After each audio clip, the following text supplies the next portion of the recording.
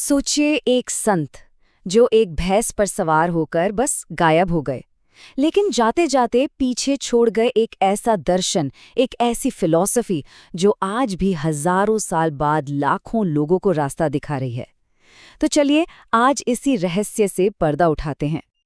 चलिए थोड़ा समय में पीछे चलते हैं, करीब 2500 साल पहले के चीन में। सोचिए कैसा माहौल होगा।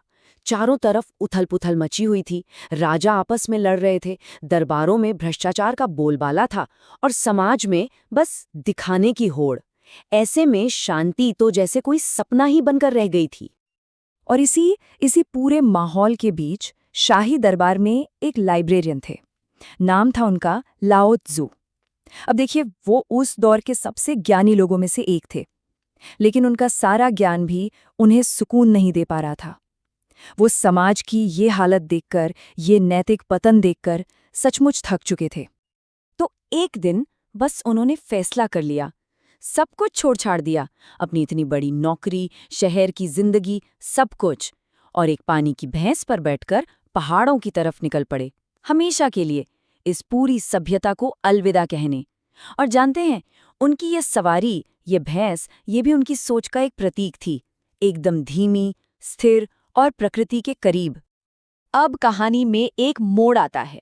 जब वो चीन की पश्चिमी सीमा पर पहुंचे तो वहां एक गार्ड, एक पहरेदार था, यिनशी। उसने उन्हें रोक लिया। उसने लाओ त्ज़ू के चेहरे पर ना एक अजीब सी शांति देखी, एक अलग ही तेज। और बस उसने उनसे विनती की, महाराज आप ये दुनिया छोड़कर जा तो रहे हैं, पर जाने से पहले प्लीज अपना ये ज्ञान हमारे लिए लिख दीजिए, नहीं तो ये तो आपके साथ ही चला जाएगा।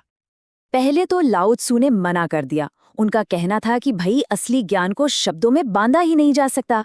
लेकिन उस पहरेदार की जिद और ईमानदारी देखकर वो मान गए। उन्होंने करीब 5000 अक्षर लिखे, वो किताब उस गार्ड को दी और पहाड़ों में कहीं खो गए। उन्हें फिर किसी ने कभी नहीं देखा। और वो छोटी सी किताब, आज हम उसे ताओ ते चिंग के नाम से जानते हैं, दुनिया के सबसे गहरे दार्शनिक ग्रंथों में से एक।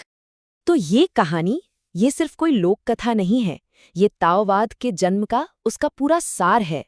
एक ऐसी फिलॉसफी जो किसी राजा के हुक्म से नहीं बनी, बल्कि एक संत के मौन और एक आम पहरेदार की जिद से पैदा हुई। तो सवाल तो यही उठता है ना कि आखिर उन 5000 अक्षरों में ऐसा क्या खास था, ऐसा कौन सा राज था जिसने पीढ़ियों को बदल दिया और एक पूरे के पूरे दर्शन को जन्म दे दिया। तो चलिए अब जरा उस छोटी सी किताब के पन्ने पलटते हैं और सीधे ताओवाद के दिल में झांकते हैं, देखते हैं कि इसके मूल सिद्धांत आखिर हैं क्या। देखिए, ताओवाद को समझने के लिए हमें बस 4 बड़े आइडियाज को समझना होगा। ये 4 स्तंभ हैं जो एक नदी की तरह एक दूसरे में ही बहते हैं। तो सबसे पहले है ताओ। अब इसे किसी भगवान की तरह नहीं समझना है जो कहीं ऊपर आसमान में बैठा है, नहीं। ताओ समझिए कि ये इस पूरे यूनिवर्स का एक अदृश्य ऑपरेटिंग सिस्टम है। ये वो कुदरती नियम है जिससे एक बीज पेड़ बन जाता है, या जिससे नदियां अपने आप समंदर की तरफ बहती हैं। तो ताओवाद का पहला सबक है, इस बहाव से लड़ो मत, इसके साथ तालमेल बिठाकर जियो। दूसरा सिद्धांत है वू वेई, और हाँ, इसका मतलब अक्सर लोग गलत समझ लेते हैं। वू वेई का मतलब आलस करना बिल्कुल नहीं है। इसका मतलब है बिना जोर जबरदस्ती के काम करना। इसको ऐसे समझिए, जैसे कोई माहिर तैराक होता है ना, वो लहरों से लड़ता नहीं है, बल्कि वो लहरों की ताकत का इस्तेमाल करके ही आराम से किनारे पहुंच जाता है। बस यही है वू वेई, मतलब एफर्टलेस एक्शन। और फिर आता है ये सिंबल, जिसको शायद हम सबने कहीं ना कहीं जरूर देखा है, यिन और यांग। ये ताओवाद का तीसरा और बहुत जरूरी स्तंभ है। यह हमें सिखाता है कि ये पूरा ब्रह्मांड, ये पूरी कायनात 2 विरोधी लेकिन एक दूसरे को पूरा करने वाली ताकतों के बैलेंस पर चलता है। एक के बिना दूसरे का कोई वजूद ही नहीं। तो यिन है फेमिनिन एनर्जी, मतलब अंधेरा, ठंडक, कोमलता, और यांग है मैस्कुलिन एनर्जी, यानी रोशनी, गर्मी, कठोरता। और ये दोनों दुश्मन नहीं है, बल्कि ये तो एक डांस के पार्टनर्स जैसे हैं। सोचिए ना, रात के बिना दिन का क्या मतलब, और क्या असफलता के बिना सफलता का मजा आ सकता है? नहीं ना। और चौथा और आखिरी स्तंभ है ची। ची मतलब जीवन ऊर्जा। आप इसे अपने शरीर की एक अदृश्य बिजली जैसा समझ सकते हैं।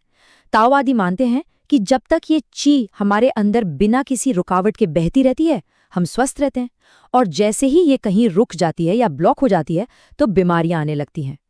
ताई ची और मेडिटेशन जैसी जो टेक्निक्स है ना, वो इसी ऊर्जा के फ्लो को ठीक करने के तरीके हैं।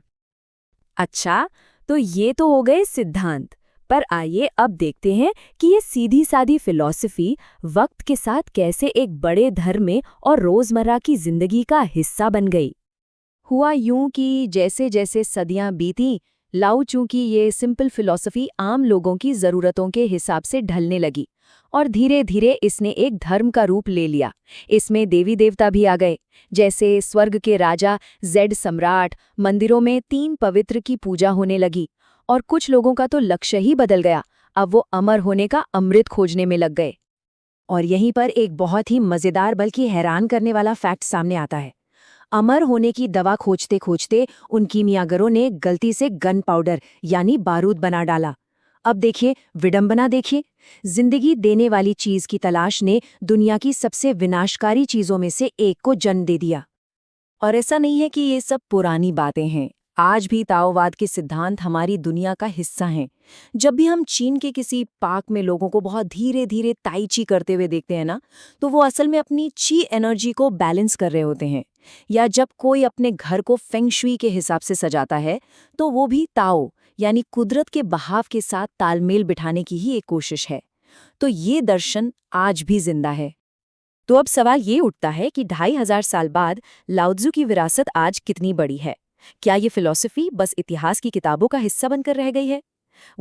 आंकड़े एक बहुत ही दिलचस्प कहानी बताते हैं। अगर हम उन लोगों की गिनती करें जो ऑफिशियली खुद को ताओवादी मानते हैं, तो ये नंबर पूरे दुनिया में करीब 1,20,00,000 है। ठीक है, ये एक बड़ा नंबर है, लेकिन ये पूरी कहानी नहीं है। क्योंकि अगर हम उन लोगों को भी इसमें जोड़ लें जिनकी जिंदगी पर ताई ची और फेंग शुई जैसी ताओवादी प्रैक्टिस का असर है, तो ये नंबर उछलकर लगभग 20 करोड़ तक पहुंच जाता है। मतलब इसका असर इसकी औपचारिक गिनती से कहीं कहीं ज्यादा गहरा है। देखिए, चीन के समाज को समझने के लिए ना 2 ताकतों को समझना बहुत जरूरी है, कन्फ्यूशीवाद और ताओवाद। ये चीन के अपने यिन और यांग हैं। कन्फ्यूशीवाद समाज का ढांचा है, नियम, कानून, डिसिप्लिन। और ताओवाद वो आत्मा की आवाज है, पर्सनल फ्रीडम, आर्ट और नेचर से जुड़ाव। चीन में एक बहुत मशहूर कहावत है जो इस बैलेंस को बड़े खूबसूरत तरीके से बताती है।